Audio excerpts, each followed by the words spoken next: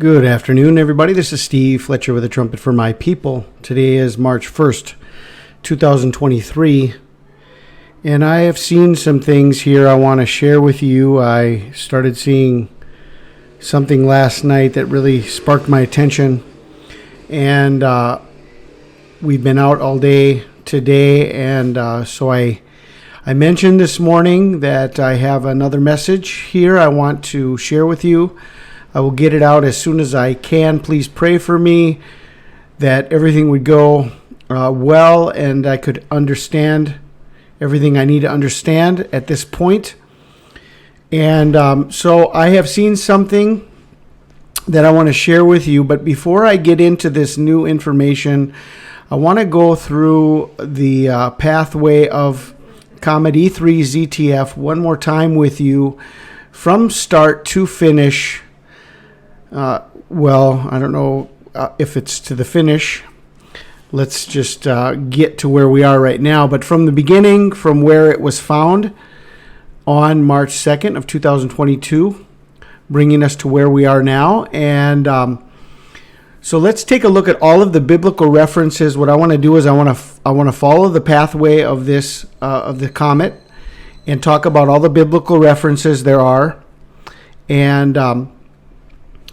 And then we'll just take it from there. And then we're going to get into information about where we are now and where we might be headed with all of this.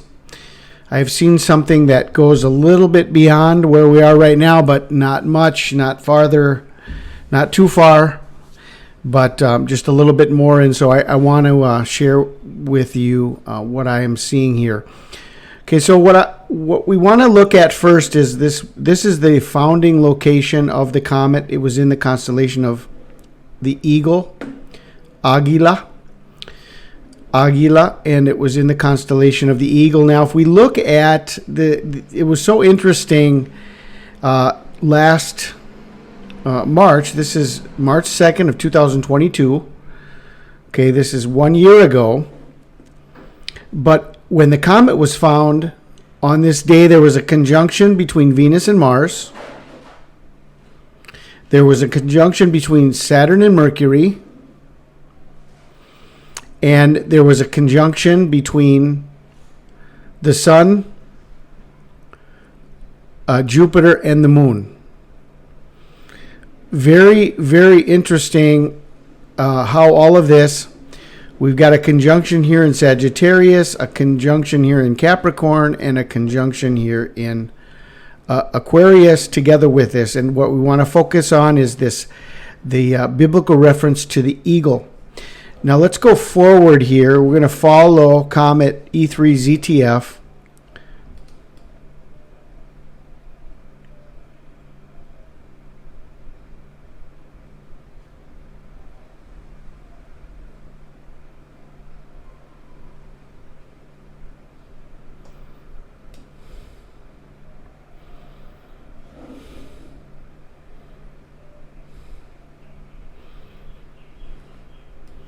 On June 6th of last year,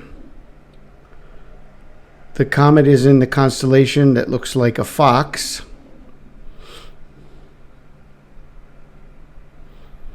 Continuing on here,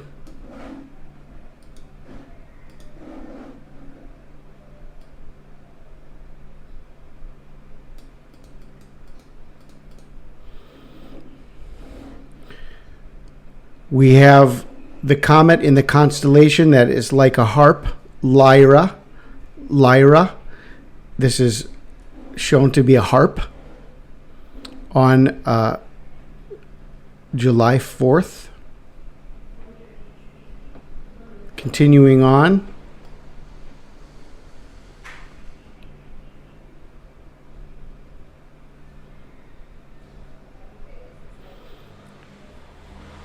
Okay, now we're coming up to Corona Borealis, and we're going to see that this is almost getting up to the snake of Ophiuchus, but it's not going to make it all the way to the snake. It's going to go retrograde, turn back, and this is the beginning of Hanukkah. Okay, so we have the comet in the constellation Corona Borealis. Now, one thing I saw here that I had never seen before, very interesting here, that this crown is in the middle of all of these. In the middle of all of these constellations that have like heads that are all fighting for this crown. It seems to me like there's something about this crown. We've got the dragon here. We've got the serpent here. We've got the representation maybe of Michael, Ophiuchus, the throwing out of the dragon, throwing out of the serpent. We've got Hercules here. We've got Botes here. And it's almost as if there's this big heavenly battle over this crown. Okay? I had never seen it like this, but we've got 5 different head figures, and we've got this crown right in the middle, and it's almost, this guy's got his javelin here, and the dragon and the serpent, and it seems to me like they're all fighting over this crown. Now, if we continue on here,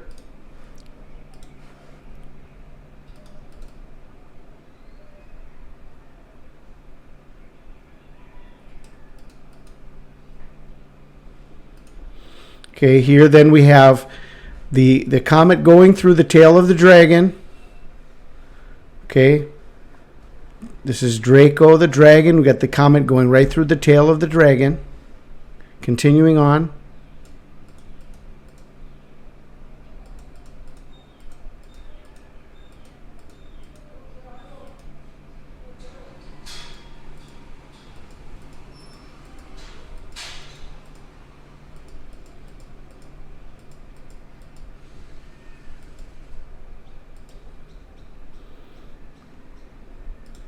And this is where we are right now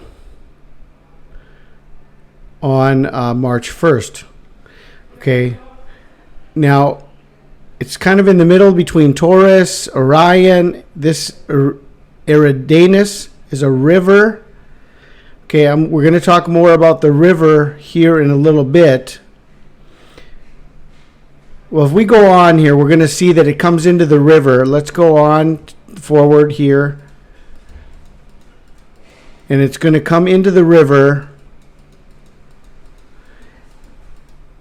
and this is still connected to the river here on as we come up to Nisan 1, the new year, into the river.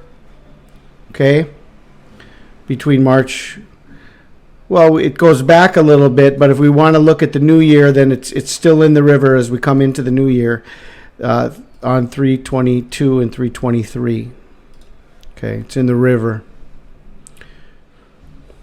Okay, now this is where we are today on March 1st.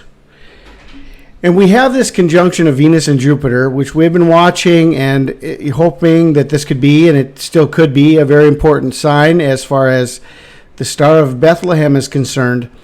But within all of this, we have other things to consider here, and especially over here, this conjunction of Saturn and Mercury.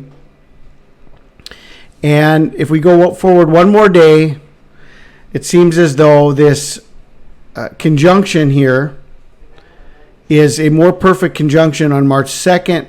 Saturn and Mercury, the Sun directly in the stream of the water flow of Aquarius. We've got Venus and Jupiter seem to be more closely linked here, and we still have the comet down here in the river, coming into the river. It's not in the river yet.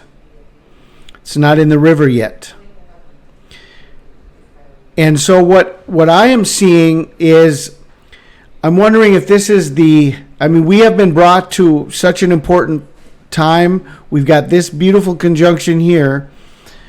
But I'm wondering if this is part of the Revelation 12 understanding, this battle between Mercury, which would be Michael the Archangel, the messenger planet, against Satan, Saturn, and we have this battle that is beginning, which could take us to the new year on March 22nd and March 23rd, a 21-day battle taking us to March 23rd. And what I want to do right now is I want to go forward here. Let's just keep our focus on the sun here. Okay, let's keep our focus on the sun. And if we go forward, I want to go forward here 21 days to March 23rd, and I want to show the progression of everything and where everything is going to be in 21 days, especially in relation to Pisces. Okay? Because everything is going to shift over here into Pisces over the next 21 days. Let's take a look at this. Let's go forward now. March 3rd.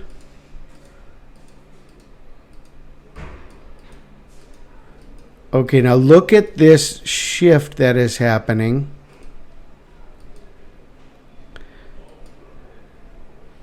And now we have the new moon coming, joining on the 21st, 22nd, and I don't think the new moon is going to be seen on the 22nd. I think we're going to go to the 23rd for the new moon and the first day of Nisan. Usually when the moon is too close to the sun, there's still not enough separation for the new moon sliver to be spotted. We'll have to wait and see, but I think that we are going to go to March 23rd for the new moon. But what we're seeing now, okay, we have this battle that was taking place starting on March 2nd, and now everything has been shifted. Only Saturn has remained back here in Aquarius. See, only Saturn is now alone back here in Aquarius. Everything is shifted over, and here is the big conjunction of Pisces on the new year, March 23rd. We've got the Sun, Mercury, Jupiter, the Moon, and Venus, and we have the new moon here. Together with this, if we add in here the comet,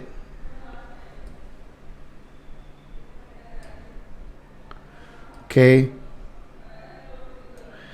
everything is a representation of water.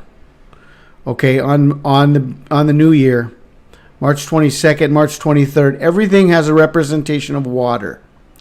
Okay, we've got Saturn in Aquarius, that's water. We've got the Sun, Mercury, Jupiter, the Moon, and Venus, and Uranus, all in Pisces here. That might be considered Aries and for Venus and Uranus, but it's this same conjunction here. Very beautiful alignment in the heavens, representing the water between Pisces and Cetus, the sea beast. And then the comet is also in the river, representation of water.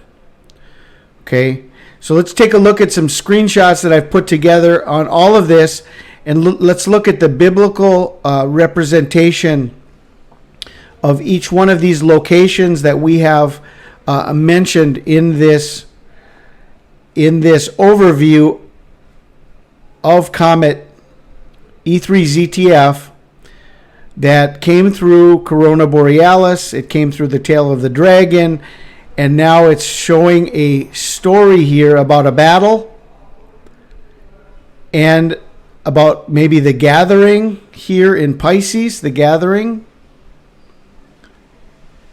and the river, the flood that is coming, all represented here in Scripture. So the comet was found on March 2nd, 2022. And as I shared with you, it was in the constellation of the Eagle. There was a conjunction between Venus and Mars. there was a conjunction between Saturn and Mercury, and there was also a conjunction between the Sun, Jupiter, and the Moon as the comet was found on March 2nd of last year. In the book of Revelation, chapter 12, the woman was given 2 wings of a great eagle so that she might fly on the place prepared for her in the desert, where she would be taken care of for a time, times, and half a time out of the serpent's reach. Okay, so this is where the comet was when it was found. On July 4th, it came through the harp. And there's a mention in the book of Revelation about there shall be no more singing in you, no more sound of a harp in you anymore. And the great fall of Babylon, maybe this was the representation of the last July 4th that is going to be celebrated in the United States, July 4th, 2022. And Revelation 14:2 says, I heard a voice from heaven like the voice of many waters and like the voice of loud thunder. I heard the sound of harpists playing their harps. So we have a sign of the harp on July 4th. And together with that, we've got all of the fireworks going off and all of the blasts and all of the bomb sounds and like the voice of loud thunder. Boom, boom, boom. And we've got July 4th connected to the comet in the constellation of the harp. Then we have all of this that happened on Hanukkah, the comet in the constellation of Corona Borealis, the crown that is being fought for between the dragon and the serpent, and these 3 other heads that are in the picture here. Everyone is fighting over this crown, and this is the crown of the dragon. It's also the crown of the serpent. Then another sign appeared in heaven, an enormous red dragon with 7 heads and 10 horns, 7 crowns on his heads. Revelation 12:3. Then on January 23rd, the comet was coming through the tail of the dragon.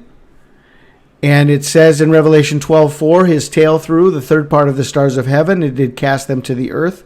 And the dragon stood before the woman, which was ready to be delivered for to devour her child as soon as it was born. And so here we have the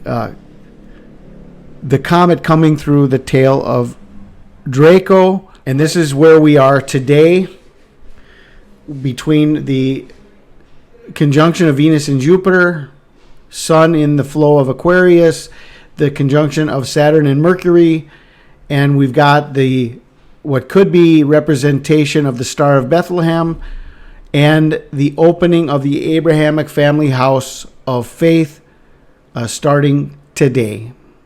And so this is what really caught my attention, based on not only the conjunction of Venus and Jupiter, but the conjunction of Saturn and Mercury on March 2nd, between today and tomorrow.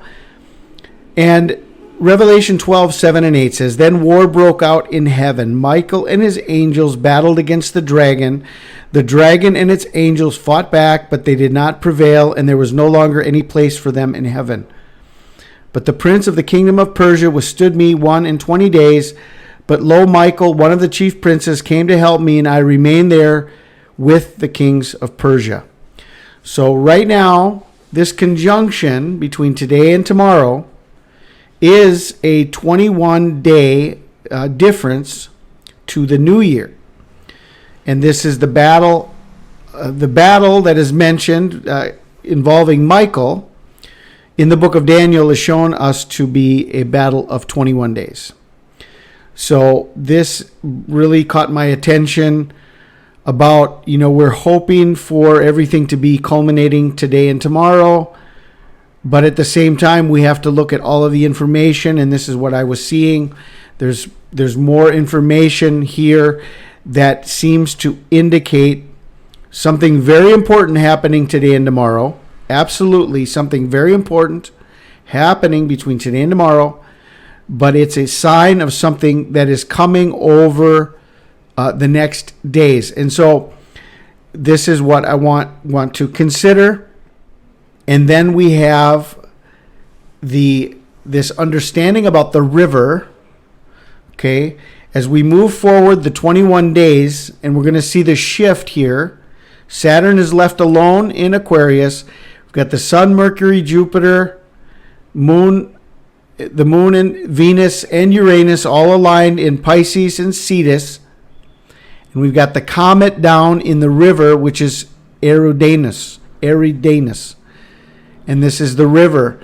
And so at the end of Revelation chapter 12, after the battle of Michael, this is what is talked about next. Then from the mouth of the serpent spewed water like a river to overtake the woman and sweep her away in the torrent. Revelation 12:15. And this basically is the end of Revelation chapter 12. It's talking about the woman being taken away and the this river, okay? And so the comet is in the location of the river.